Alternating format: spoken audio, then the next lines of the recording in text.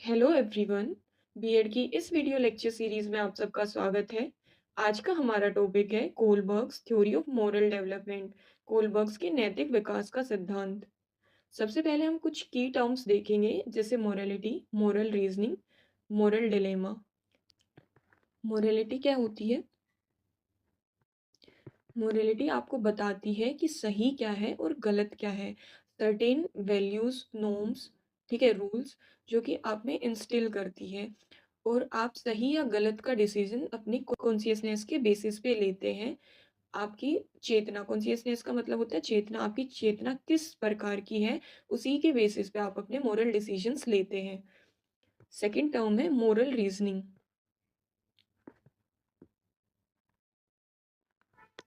Moral reasoning का मतलब होता है नैतिक तर्क।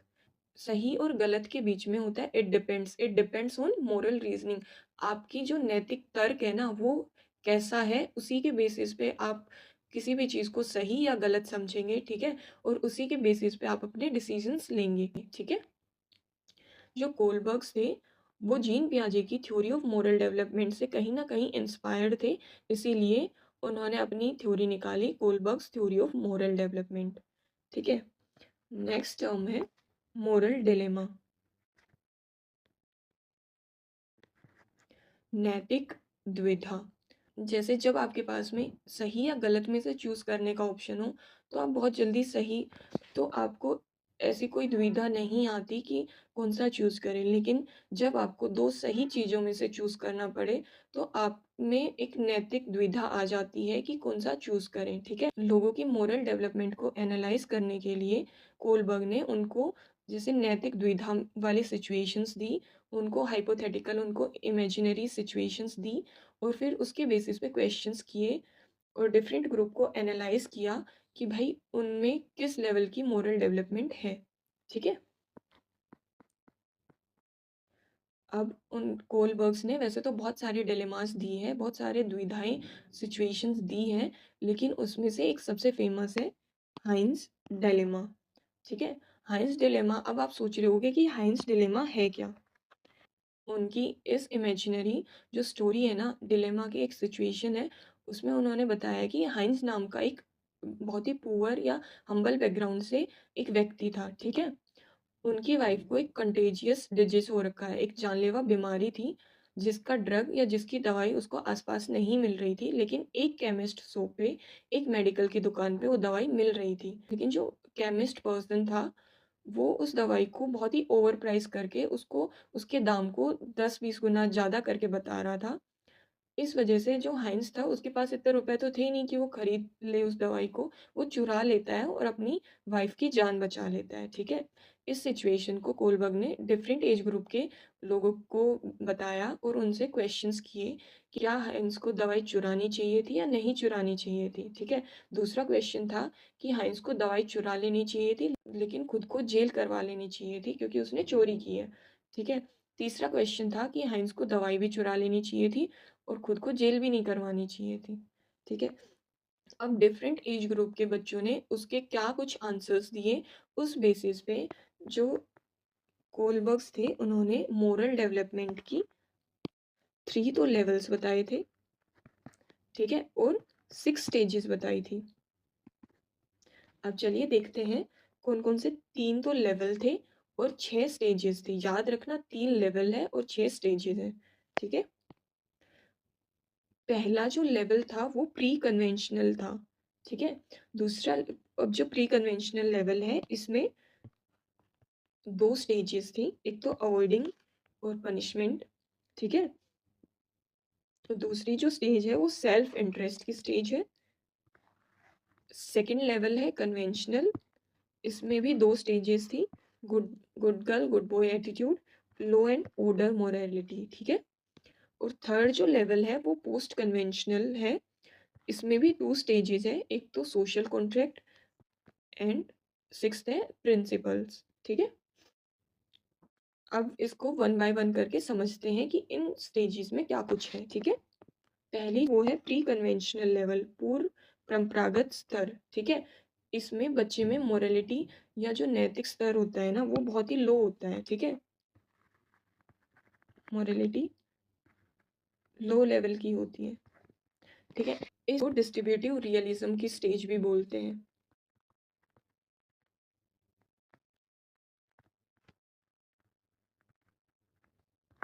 ठीक है, इस में बच्चे में कोई नैतिकता नहीं होती है, लेकिन वो पनिशमेंट के डर से या रिवॉर्ड की चाह में वो कोई भी काम करता है, ठीक है। ये जो लेवल है वो दो स्टेजेस में डिवाइडेड है। पहली जो स्टेज है वो है पनिशमेंट एंड ओबीडियंस ओरिएंटेशन। बच्चा पनिशमेंट को अवॉइड करने के लिए सारी चीज़ों को ओबे करता है, रूल्स को फॉलो करता है, ठीक है। सेकंड जो स्टेज है वो है इंडिविजुअलिज्म एंड एक्सचेंज, ठीक है। स्टेज में बच्चा बहुत ही सेल्फ सेंटर्ड होगा।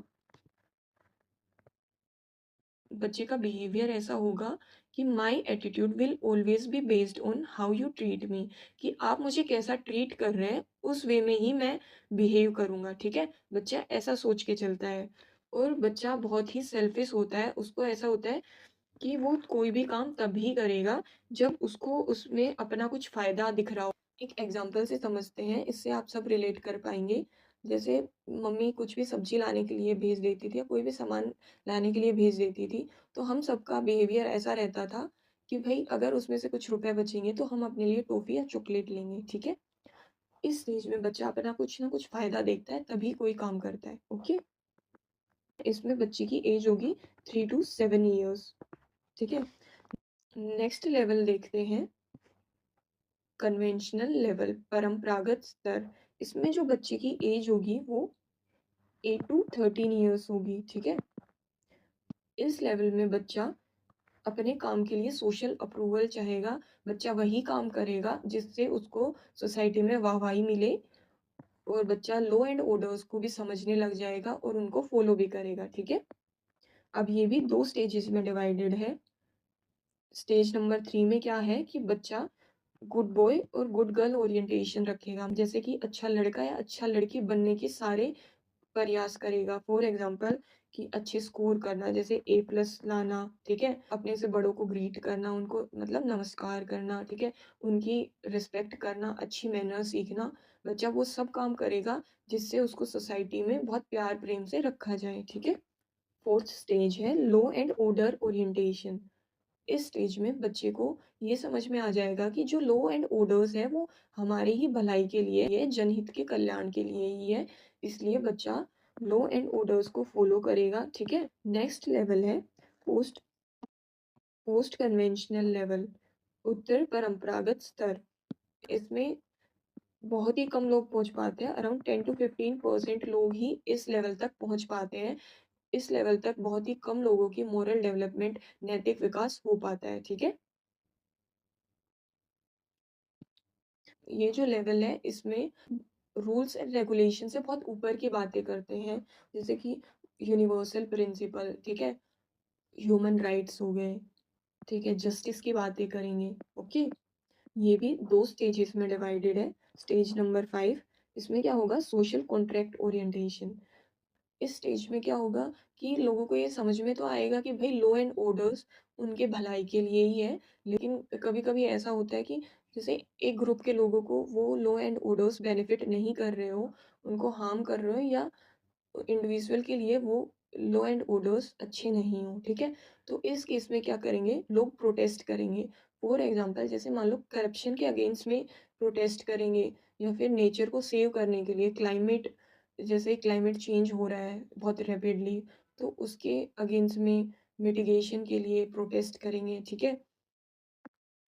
या फिर हमने रिसेंट जैसे 6 to 7 ईयर्स में देखा है कि भाई LGBTQ+ राइट्स, ठीक है, लोग बहुत ज़्यादा उन पे बोलने लग गए हैं कि उनको जस्टिस मिलना चाहिए, ठीक है। सिक्स स्टेज है यूनिवर्सल एथिकल प्रिंसिपल्स। अब प्रिंसिपल का मतलब होता है सिद्धांत, ठीक है। इस स्टेज तक बहुत ही कम लोग पहुंच पाते हैं, जैसे इसके एग्जाम्पल समझ लेंगे, महात्मा गांधी जी, ठीक है, नेल्सन मंडेला, अन्ना हजारी। बहुत ही कम लोग पहुंच पाते हैं, उनके खुद के सेट ऑफ प्रिंसिपल और रूल्स होते हैं कि भाई कुछ भी हो जाए हम अपने सिद्धांतों से दूर नहीं जाएंगे, हम अपने सिद्धांतों को कभी नहीं तोड़ेंगे। जैसे गांधी जी का अहिंसा का सिद्धांत था, उन्होंने कभी भी वॉयलेंस को बढ़ावा नहीं दिया, उन्होंने हमेशा पीसफुल प्रोटेस्ट के लिए बोला, ठीक है, ओके। वो जो 3 क्वेश्चन पूछे थे ना स्टार्टिंग में हाइंस डिलेमा के, तो उनके बेसिस पे देख लेते हैं कि किस कैटेगरी के लोग कौन से लेवल में फ़ोल्ड करेंगे, ठीक है?